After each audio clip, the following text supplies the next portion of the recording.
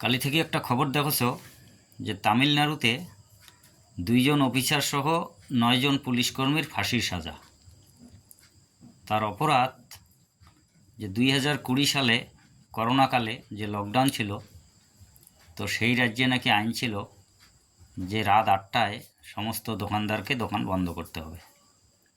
তো একজন মোবাইলের দোকানদার, বয়স 50-55, তো ওনার দোকান বন্ধ করতে একটু দেরি হয়ে যায়।